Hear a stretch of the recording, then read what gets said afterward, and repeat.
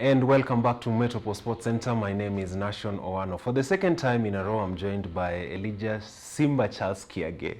That name always confuses me. How are you, man? I'm very fine. Everything is good? Everything is good. I was speaking to my manager yesterday. They said they will be invoicing you soon. That's okay. I think at this stage we should as well create an office for you on Metropole Sports Pretty much, Center. isn't it? Yeah. I know. Have you been, man? I've been good, man. COVID-19, how is it taking you? A lot of isolation. Now we have to walk around with masks. I know, man. Yeah. Oh. There was a rumor that was going around today that if you're found walking without a mask, then you're going to charge. You're going to get arrested. Is it true though? That's the question. My point is this: if you actually want everybody to walk around with a mask, then you should also talk about how you're going to reduce the prices of this mask. Okay. Because that's the thing. It's cost what? 150 shillings, 200 shillings. Actually, it's like 200. There's some that even go for 250. There's some that go for 250. Yeah. There's a lot of venture capitalists who have actually taken up this space. Yeah. So we're warned first to go, but it seems like that warning has not really settled well with them. Yeah. Yeah. Let's see how things go anyway. Yeah. So switching to matters football, there have been two developments in the English Premier League with relation to the COVID-19 pandemic. One, there was the statement that was issued by Peter Moore, backtracking their decision to apply for the government subsidy or relief fund. There's that one, and then there's a conversation about standardizing the amount of salary cut that all the players in the league need to take. So I'd like to get your take on those two issues. First of all, what do you make out of the statement by Peter Moore? It's not okay. And I know when a smaller club, probably, let's say Newcastle, will do that, then people would tend to understand, all right? But we did see what Liverpool did, all right? And that's where the conversation started. Why is Liverpool applying for Furlough when in reality they're one of the wealthiest clubs in the league? Yeah. They're one of the wealthiest clubs in Europe. I mean, when you look at that, it doesn't make sense, because we do know they have been in Champions League. They are the champions of Europe right now. We do know how much in terms of kickbacks they get just from winning that competition. TV rights. We have not even mentioned the TV rights. One of the most expensive TV rights is watching the champions right now. I mean, when you look at that and then you look at the number of sponsorships that they have right now, I do not think that any conversation around Liverpool applying for Furlough right now would actually make sense. It will not make any sense whatsoever. And that's why when I looked at it, Peter Moore said it doesn't make sense, it should not make sense.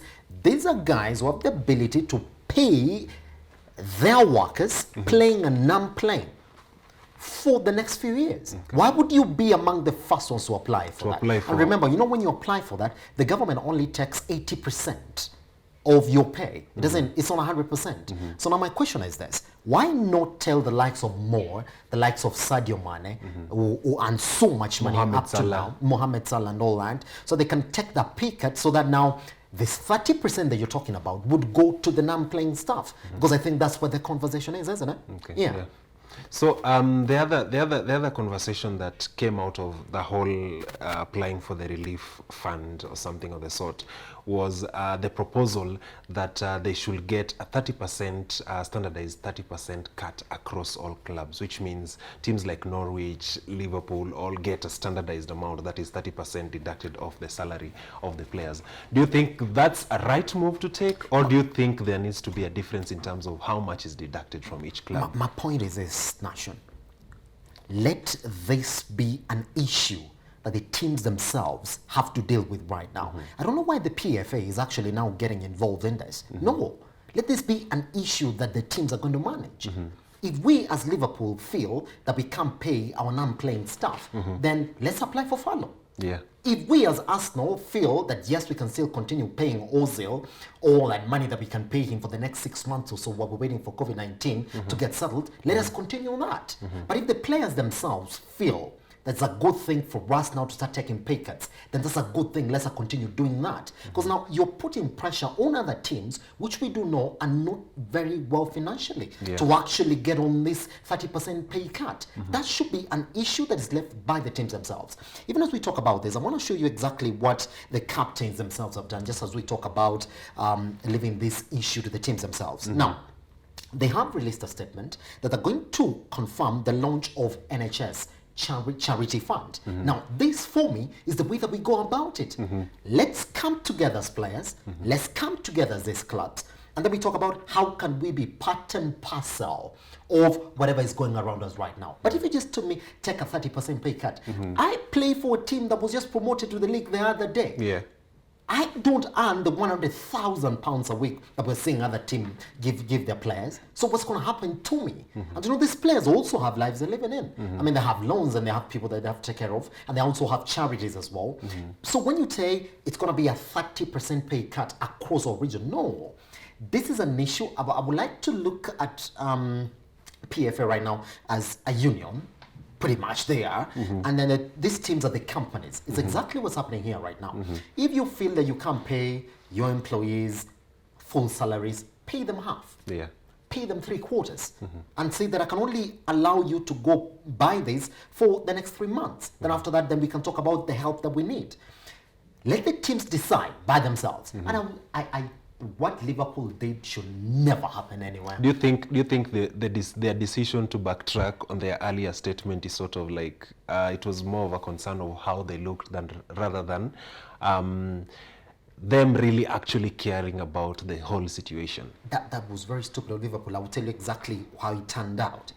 They ashamed themselves, and I would say I think they were trying to take advantage of the situation now. I don't know what it was, whether they were trying to buffer themselves for what is going to happen next or what is not going to happen right now. But making a turnaround and saying that we will look at possible solutions. You should have looked into that. Before they issued the statement, yeah. You should have looked into that. Now, I think that was a wrong case of public relations, I will tell you that. You should have not made a turnaround. Because you should have explained yourself. Yeah. Why did you make this move? And why did you think it was not going to work? Them coming out right now and saying we were looking at other possible solutions right now is the worst case of public relations failure at this time. And I'll tell you that Liverpool ain't the Liverpool we used to know now. Okay. Just because of that, I will tell you. I'm looking at Liverpool like guys were taking advantage. Do you think that changes the perception you had for them yeah, season? Yeah, really? Respected club. I mean, it's only one thing that they did. Yeah, that's a lot. It's exactly what Mourinho has done right now. Yeah. Actually, I was even going to. Oh, yeah, pretty much, isn't it?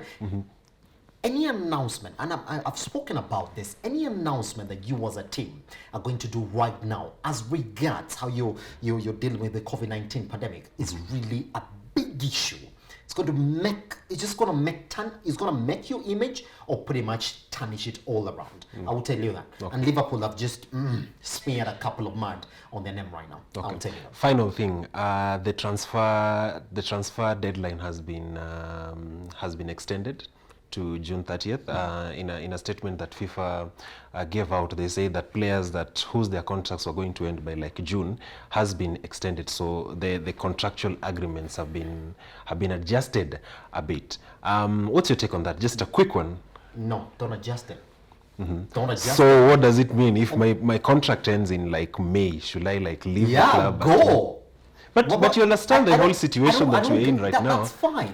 But but your contract is not tied to you playing in the field. No, it's like getting an injury. Nation, does it mean that when you get injured, then you say, well, I was injured for 6 months, or you still gotta pay me for this time? Of course you won't. Background business should go on as usual. That's exactly what I'm saying. If Aubameyang and Ozil want to go, let them go. If there's any player who's gonna be on a free market right now, let them change clubs. Let them get signed up right now. Because when we come back, it's business as usual. And cases of contracts, they are background business for these teams. That's what I say. So why are you now bringing it to the foreground just because of the COVID-19 pandemic? We should not do that. My point is this. Don't extend that. Let's talk about how we can clear the league as opposed to looking into players' contracts. Okay. That should be a personal issue. Let the agents and the teams manage that, not FIFA. I will tell you that. Okay. Thank you so much for finding time. Looking forward to having you on the show once again. Okay.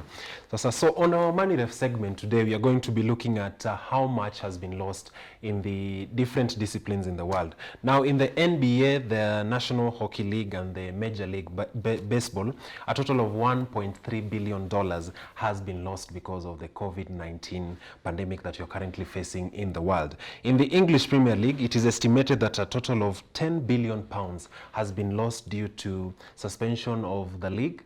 And as we're talking right now, the league is still in limbo. They still don't have a clear direction in terms of what they exactly want to do to ensure the resumption of the English Premier League. In Formula One, it is estimated that a total of $85 million has been lost due to the cancellation of the races that were supposed to take place. And finally, in Bundesliga, a total of 770 million euros has been lost. Now, you can imagine how much money has been lost in other major disciplines that I haven't mentioned on the Money Ref segment. And finally, today on the game profile, we're going to take a brief look into the game that is basketball. On the game profile, what we do every single week, we give you an interesting fact that you did not know about the Major League. One of the interesting facts that you need to know about basketball, that basketball was invented by Canadian James Naismith, who was a PE teacher from Springfield